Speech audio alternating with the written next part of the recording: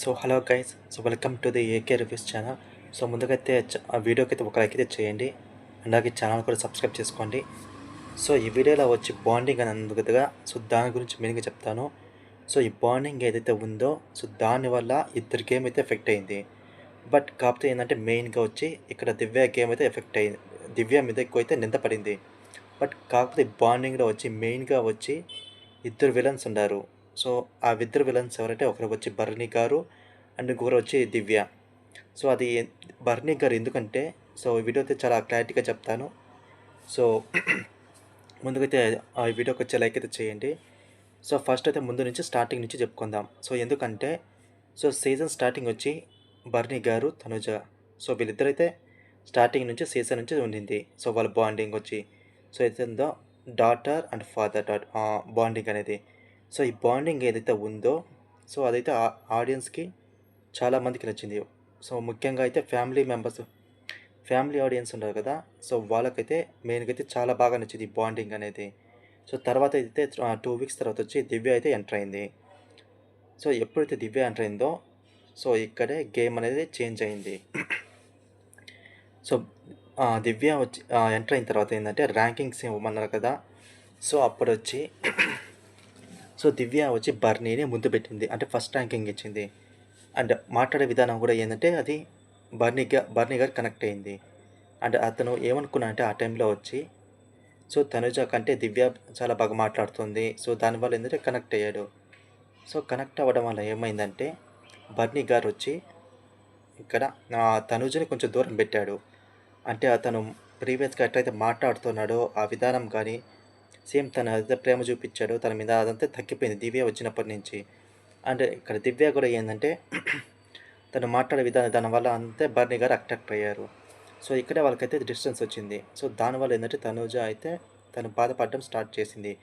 And స్టార్టింగ్లో కూడా అయితే కొంచెం జలస్గానే ఫీల్ అయింది. బట్ ఎప్పుడైతే బర్నీ గారు వెళ్ళిపోయారో, సో అప్పుడు వాళ్ళిద్దరూ ఎవరు దివ్య అండ్ తనుజ, సో వీళ్ళిద్దరే చాలా బాగా మాట్లాడుకుంటున్నారో అంత బాగానే వినింది. అండ్ వాళ్ళకి ఎవరికేమైతే వాళ్ళు బాగా ఆడుకుంటూ వచ్చారు, సో వాళ్ళకేమైతే ఎఫెక్ట్ కాలేదు. సో ఎప్పుడైతే బర్నీ గారు రీఎంట్రీ ఇచ్చారో, సో బర్నీ గారు అప్పుడు అతనికి బాగా తెలుసు, ఎందుకంటే అతను బయటికి వెళ్ళి వచ్చాడు.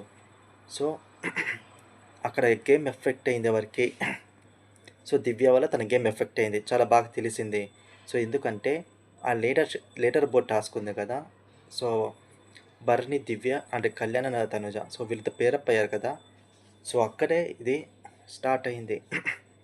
అంటే వాళ్ళ మధ్య గొడవలు అనేది స్టార్ట్ అయ్యాయి. సో అప్పుడు కూడా ఏంటంటే బర్నీ గారు వచ్చి ఏదైనా తనుజాకి మా విషయంలో వచ్చి కొంచెం సపోర్ట్ చేసినా కానీ ఏంటంటే దివ్య వచ్చి జలస్ ఫీల్ అయిపోయేది.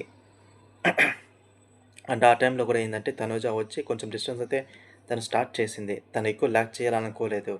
సో ఎందుకంటే తనకి వచ్చిన ఇన్పుట్స్ బట్టి, సో నాగార్జున గారు ఏదైతే ఇచ్చారో సో దాని ఇన్పుట్స్ బట్టి తనుజ కూడా వచ్చి ఏంటంటే కొంచెం డిస్టెన్స్ అనేది మెయింటైన్ చేసింది అప్పటికే.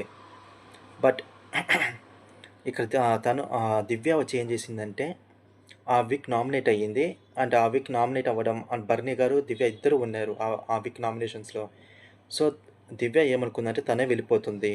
సో ఎందుకంటే బర్నీ గారు కొంచెం స్ట్రాంగ్గా ఉన్నారు కాబట్టి అని అనుకొని ఆ వీక్ ఏం చేసింది దివ్య కంప్లీట్గా ఐసోలేట్ అయిపోయి బర్నీ గారికి ఒక కండిషన్ అయితే పెట్టేసింది, మీరు ఎవరితో ఉండబాకండి, కంప్లీట్గా ఈ వీక్ నాతోనే ఇవ్వండి, ఎందుకంటే నేనే వెళ్ళిపోతానని.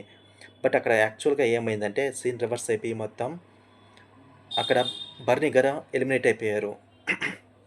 సో దానివల్ల ఏంటంటే దివ్య వల్ల తన గేమ్ ఎఫెక్ట్ అనేది తెలుసు బర్నీ గారికి. బట్ ఎప్పుడైతే అతను మళ్ళీ రీఎంట్రీ ఇచ్చాడో బర్నీ గారు, సేమ్ అదే బాండ్ని కంటిన్యూ చేస్తూ వచ్చాడు. అంటే ఏదంటే ఒక ఇనిషియల్ 2 డేస్ తనుజతో క్లోజ్గా ఉండాడు. బట్ కాదు ఒక 2 డేస్ తర్వాత దివ్యతో కూడా సేమ్ స్టార్ట్ చేసేసాడు ఆ బాండింగ్ అనేది. బట్ ఇక్కడ తనుజ అయితే అబ్జర్వ్ చేసింది. సో మళ్ళీ సేమ్ అదే జోన్లోకి తను వెళ్ళిపోతున్నాడు బర్నీ గారు అనేది. సో తను అబ్జర్వ్ చేసి కొంచెం ఏదైతే ఉందో తను అంత మాట్లాడలేదు. బట్ అది కొంచెం కొంచెం మాట్లాడుతూ వచ్చింది. సో ఇప్పుడు ఇక్కడ బర్నీ గారి ఉద్దేశం, తను ఏ పాయింట్ అయితే అనుకున్నాడో నేను బాండింగ్స్ దూరంగా ఉండాలని, మళ్ళీ కంప్లీట్గా అదే దాంట్లోకి వెళ్ళిపోయాడు. సో దానివల్ల ఏంటంటే మళ్ళీ ఇక్కడ బర్నీ గారు ఆలోచించింది ఏంటంటే నన్ను మీరు లాగకండి ఏ విషయాలు అనేది. సో ఇక్కడే చాలా స్మార్ట్ ప్లే చేశారు, అంటే సేఫ్ గేమ్ ఆడుతున్నాడు.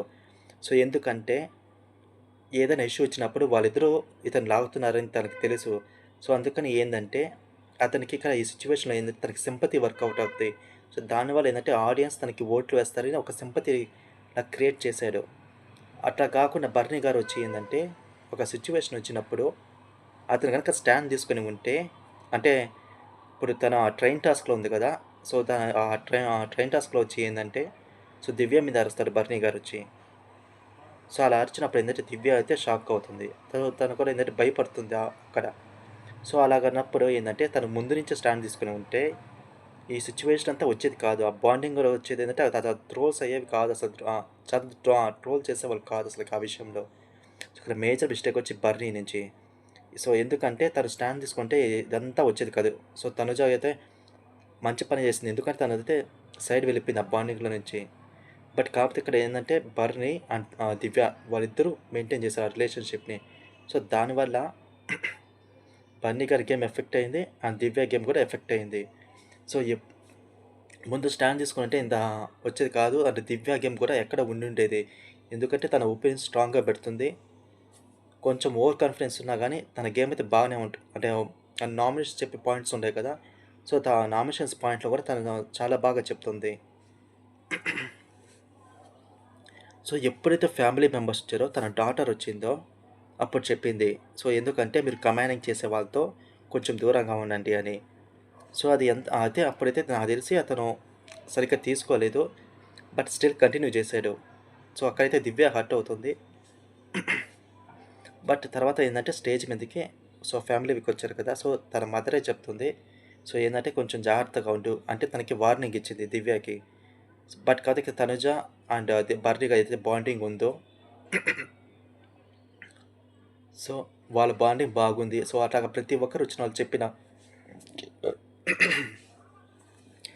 సో, వాళ్ళ బాండింగ్ బాగుందని చెప్పారు కదా! సో, ఆ బాండింగ్ వల్ల సో, ఏందంటే కొంచెం అప్సెట్ అయింది. సో, తను ఆలోచించింది. సో, ఏందంటే తను మూవ్ అవుట్ అయిపోదామని ఆ బాండింగ్ నుంచి. సో, ఇక్కడ మెయిన్ విలన్ వచ్చి బర్నీ గారు అని చెప్పాలి. సో, ఎందుకంటే బర్నీ గారికి వల్ల ఈ దివ్య గేమ్ ఎఫెక్ట్ అయ్యింది.